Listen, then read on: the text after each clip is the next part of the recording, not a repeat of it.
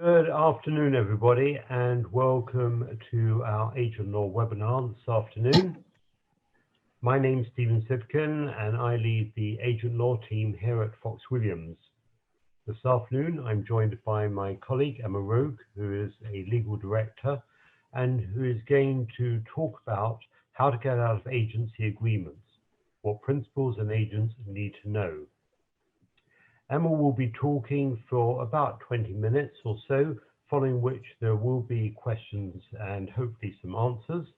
We've already received a number of questions which we will be attempting to answer during the Q&A session. At the end of the webinar, there will be a survey form to be completed. We'd be grateful if you could complete that survey form because the feedback you provide is of great assistance to us.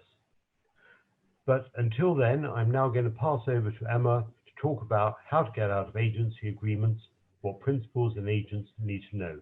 Emma, over to you. Thanks, Stephen. Good afternoon, everyone.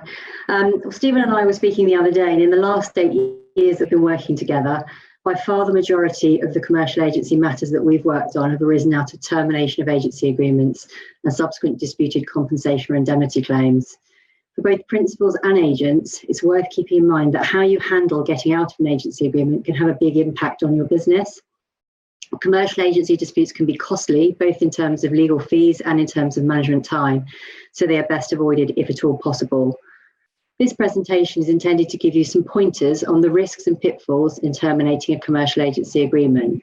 We will look at the top reasons for principals and agents wanting to get out of agency agreements, why it's crucial to terminate for the right reason at the right time, tips for principals wanting to terminate and also tips for agents wanting to terminate, and finally we'll touch briefly on performance management.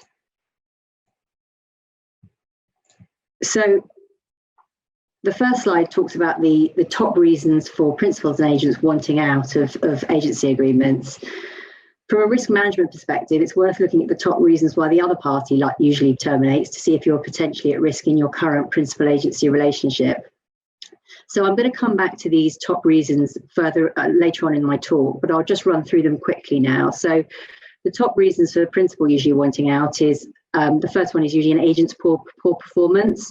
Often the principal will say, complain about a mixture of failing to meet sales targets and a general disappointment in the agent's failure to develop the territory properly.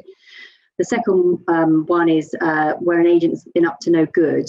This is where an agent's in serious breach of its duties. So examples include selling competing products, either another brand's competing products or their own, giving customers unauthorized discounts, bad-mouthing the principal to customers and falsifying orders. And we've seen examples of all of these over the years. And the last point where principals often want to terminate is where the agent is too good. By that, this is something that we see time and again, and it's a situation where an agent who successfully develops a market for the principal's products in a new territory from either nothing or a really low base finds himself promptly terminated by the principal once key product listings have been obtained or retailers are sufficiently interested in the brand to place repeat orders. Moving on to top reasons for agents wanting out, often it's a principal's failure to pay commission which is due, and we'll talk about that in more detail in due course. Where the principal's been up to no good, this is where an agent discovers that the principal is in breach of its contractual or statutory obligations. And often there'll be a breach of the obligation to act in good faith in these circumstances. And finally, many agents want to retire from agency agreements as a result of age or ill health. So we'll look at those as well. I've entitled the next slide, Crossing the Rubicon. And I've done that because even in any contractual relationship, termination is a key point and there will be consequences flowing from that, but arguably even more so when it's a commercial agency agreement. You really need to, before going ahead and sending your notice of termination, it's important to think through why you want to terminate and how best to do it, because the consequences could be unexpected and serious. So why is it so important to terminate for the right reason at the right time? Well, the commercial agents regulations provide that on termination of the agency agreement, an agent is entitled to be paid a compensation or indemnity payment by the principal. So the compensation or indemnity payment is intended to compensate the agent for the goodwill and market it has built for the principal's products, but which it will no longer be able to benefit from as a result of the termination. So I think what would be useful from both principal and agent's perspective is to run through the situations, the termination situations where an agent will be entitled to an indemnity or compensation payment. So all these points I'm going to mention next, these scenarios of termination, an agent will be entitled on termination to claim either indemnity or compensation payment. So the first one is where the principal gives notice to terminate the agency agreement without cause. So where the principal gives the usual contractual notice period, often it will be 3 months, there's no mention of a breach, the agent will be entitled to a payment. The second scenario is where the principal terminates the agency agreement as a result of the agent's breach, but the breach relied on by the principal is not sufficiently serious to enable the principal to terminate with immediate effect. In those circumstances, even though the agent's in breach, if it's not sufficiently serious to allow the principal to terminate with immediate effect, the agent will be entitled to an indemnity or compensation payment. The next scenario is where a fixed term agency agreement expires. So, for example, you could have a 3-year fixed term agency contract with no sort of automatic renewal provisions. And at the end of the 3-year period, the agency agreement just comes to an end in accordance with its terms without either party doing anything. In those circumstances, an agent will be entitled to indemnity or compensation.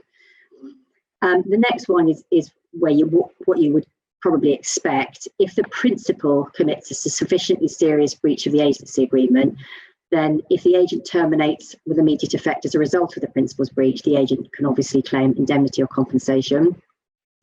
And the last two really involve, the last two scenarios where an agent can claim really involve the sort of frustration of the agency agreement, where the agent retires due to age or ill health in circumstances where he can't be reasonably required to continue his activities. He'll be entitled to claim indemnity or compensation. And also the estate of an agent who's died during the period of the agency agreement will be able to make a claim for compensation or indemnity. So that's obviously a very long list.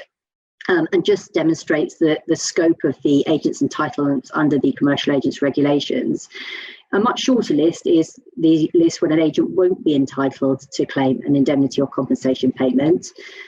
There's two main points where an agent will lose their entitlement on termination, and that's where the principal terminates the agency agreement because of a sufficiently serious breach of the agency agreement by the agent. So the principal terminates the agency agreement because of the agent's very serious breach, then in those circumstances the agent will lose his entitlement to an indemnity or compensation. And also where the agent just resigns from the agency, where there's no reason for it to do so. So it's a sort of walk-away situation. In those situations, an agent will be giving up its right to an indemnity or compensation. So what can the parties take from this? Well, apart from agents who are in a situation where they've got a fixed term agreement that they can just let run out, or where they've got grounds to retire on the basis of age or ill health, if either party wants to terminate an agency agreement, what they're likely to be looking for in order to either claim indemnity or compensation from the principal in the case of an agent, or to avoid a claim for indemnity or compensation in the case of a principal, is a breach, a sufficiently serious breach by the other party, if there is one. So in order to terminate in the best way possible for you, you're likely to be looking to terminate for breach, and that means considering various factors as follows: whether there is any breach by the other party, whether the breach is sufficiently serious to allow you to terminate immediately, when the breach occurred, if it's not a continuing breach, and importantly, whether you have done anything to waive the breach.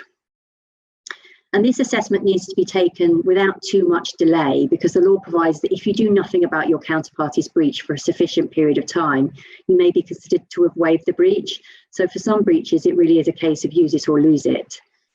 Finally, if you're going to terminate, make sure your messaging is clear and consistent. If you're terminating for a serious breach, you must say so in your notice of termination. As awkward as it might be to do this, and as tempting as it could be to express regret or gratitude for the agent's service, it's important that the notice of termination is got right. So moving on now to tips for principals wanting to terminate. We touched earlier in the discussion on the sort of top tips for principals who wanting to terminate, the first of which was poor performance. So I put on a slide there the difficulty with sales targets. Well, often principals want to terminate as a result of the agent's failure to meet sales targets. But our advice would be to beware of doing this. Targets usually are just that, something to be aimed at, not a concrete obligation.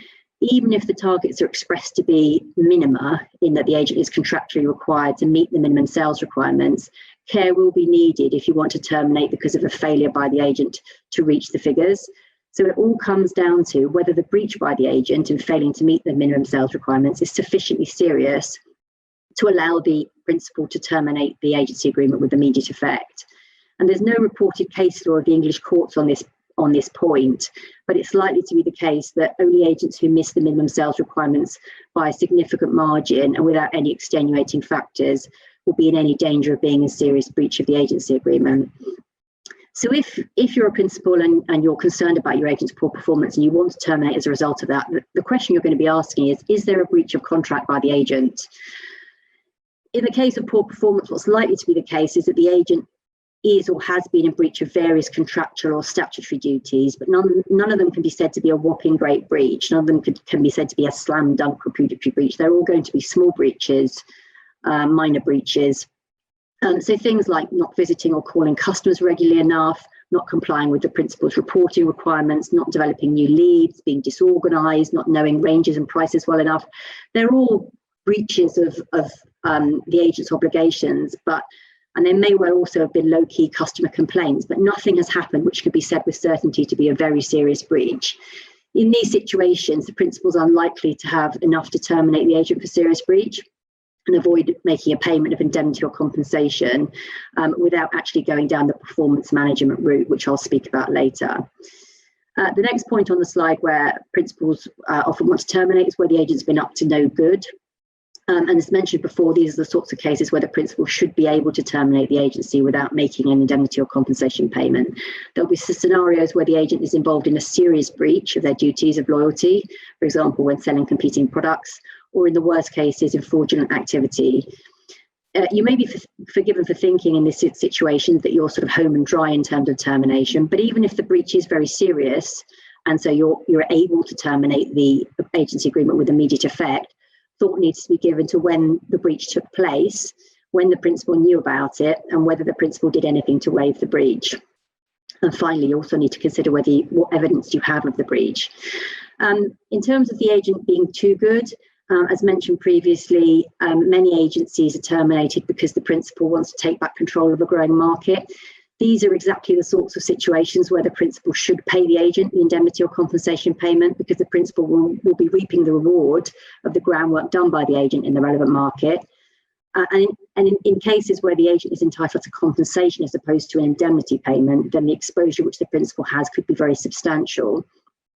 Principals will often want to terminate in these circumstances, but if they do want to do that, they need to plan how to do it very carefully.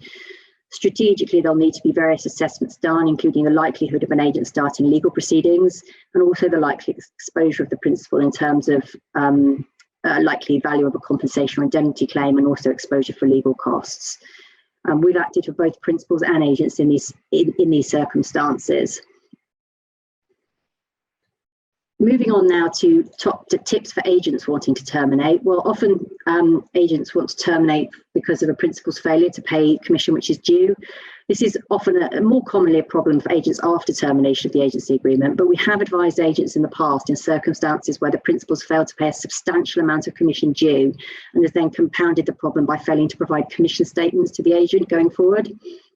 The difficulty for the agent is that they can't simply suspend performance of their duties as agent unless the agency agreement allows them to do so.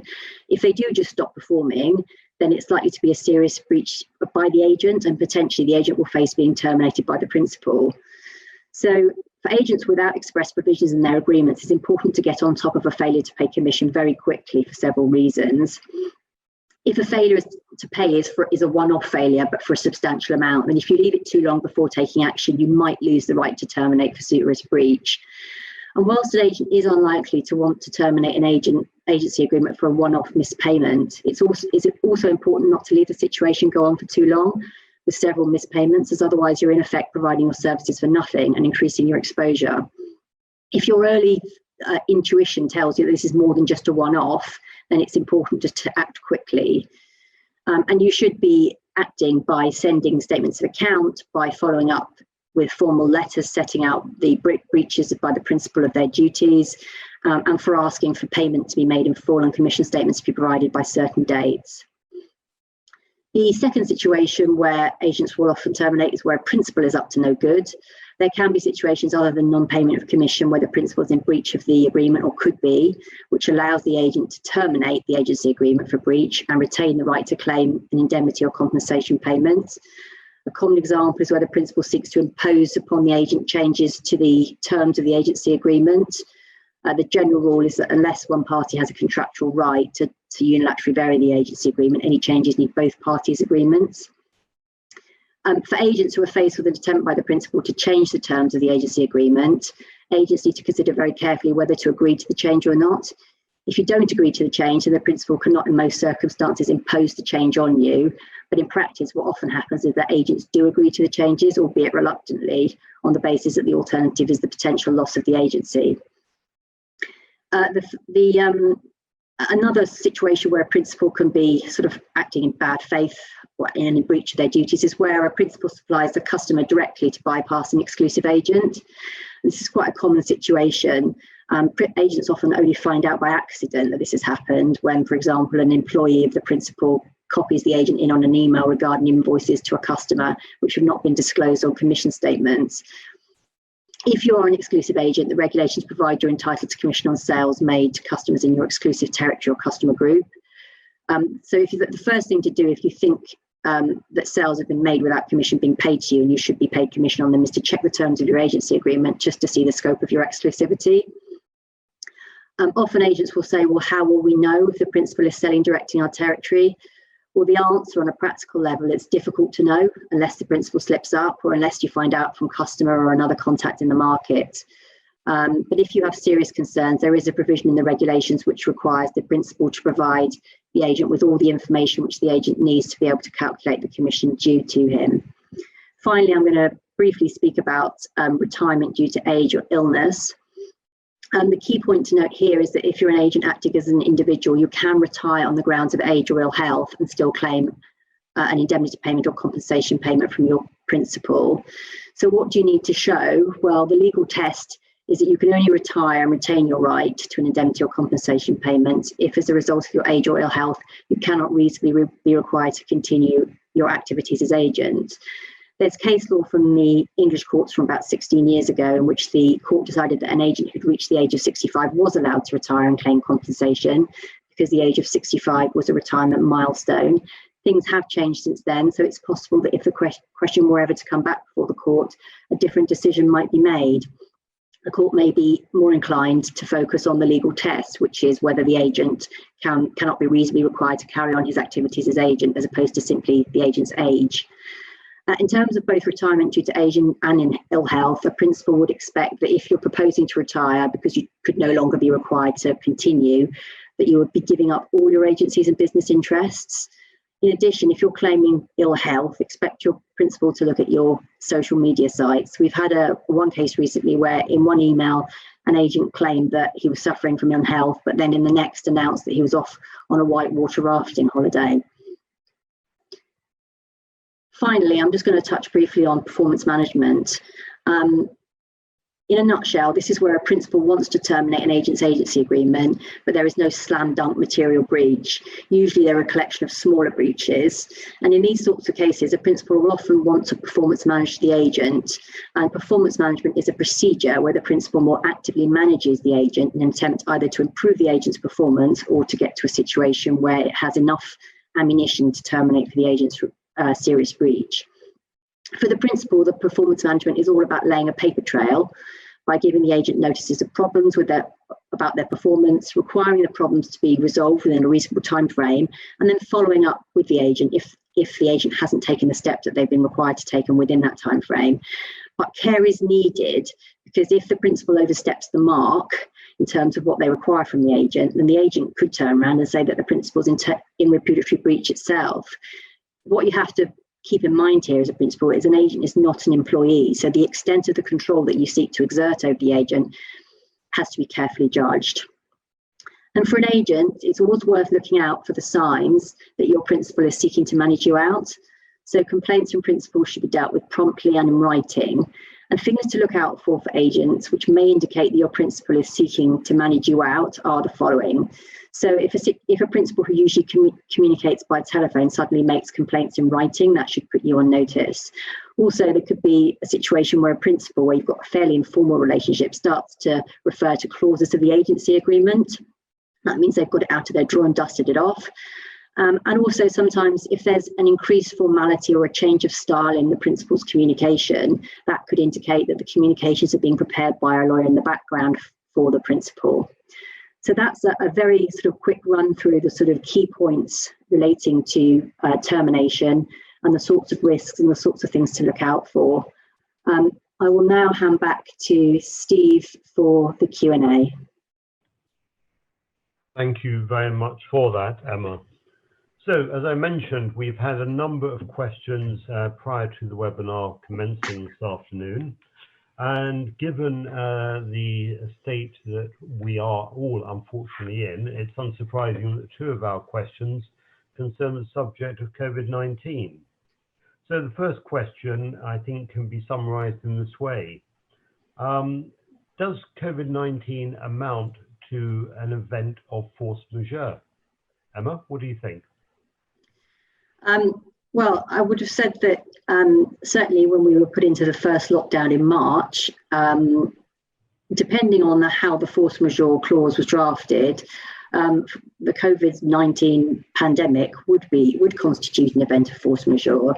Usually a force majeure clause provides that a force majeure event, there's no definition under English law, is an event beyond the reasonable control of either party, which causes a failure or delay in performance of obligations. So, given where we all were in March, it's strongly arguable that at that time, the lockdown and the various problems which flowed from it would fall within the scope of a force majeure clause.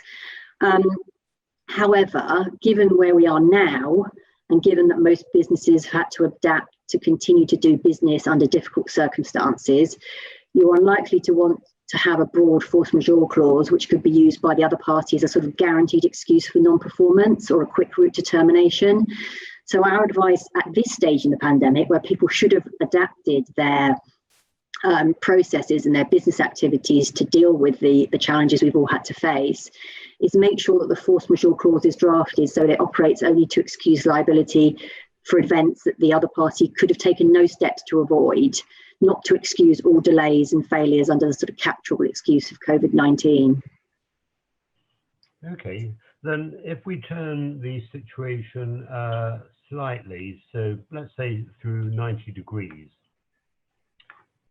would you be of the view that we should be adding the concept of pandemic to our events of force majeure when drafting an agency agreement now?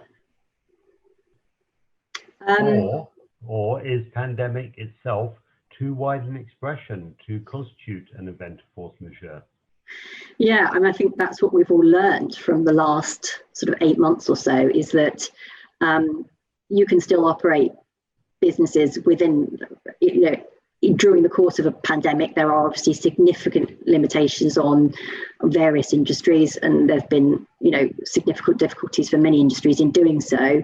But I think pandemic is too wide to be included, because if, for example, you enter into an agency agreement now and you say force majeure, if in the event of a pandemic, well, we're living through one, so you could easily see that being used as a catch-all excuse. Like when you speak to people on the telephone now and they say, "Oh, we can't deal with this, I'm sorry, madam, but everyone's working from home."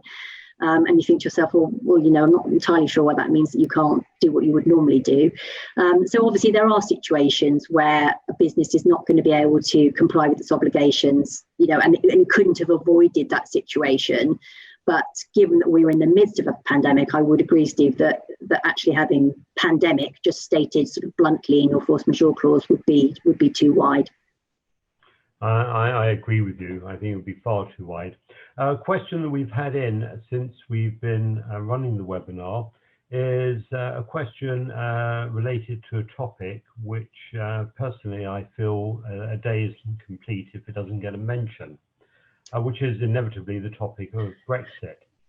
So the question is this, that if a principal terminates an agency contract for, quote, economic reasons, end quote, that are based on their view that after 1 January 21, it won't be economic for them to operate in the UK and Ireland due to the increased costs and bureaucracy related to Brexit, does that amount to a good, valid reason for the principal to end the agency contract with the agent? What do you think? Would that be a situation where the agent or the principal was seeking to terminate for breach? Presumably not. They would just simply be terminating as a result of a sort of economic hardship. Yeah. Well, I mean, in that sort of situation, I could see an agent just giving notice, 3 months notice or whatever.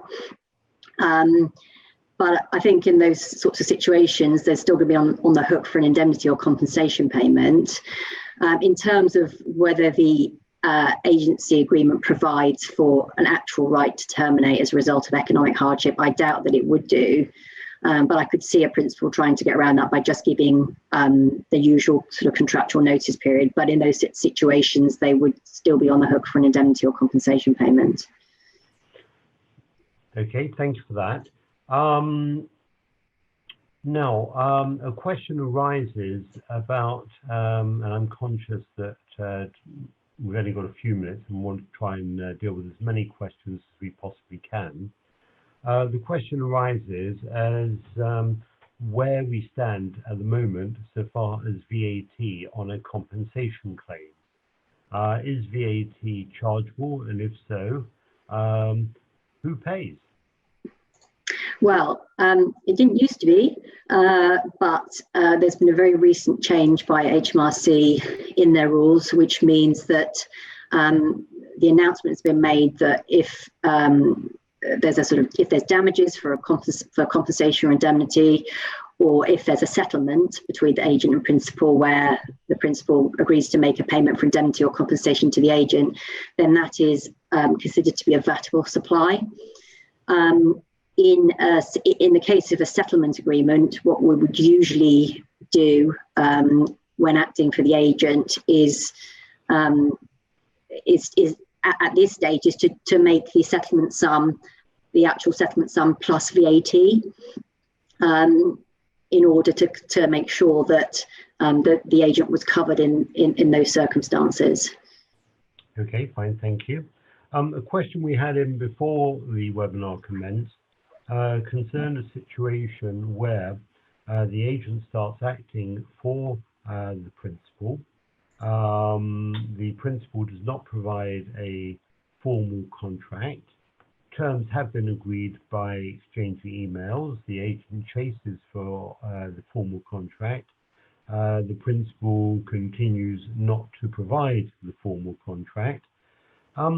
Where does the agent stand if the principal then decides to stop working with that agent? Is it the case then, if the principal is in the European Union, that the agent will no longer be covered by the European Agents Directive?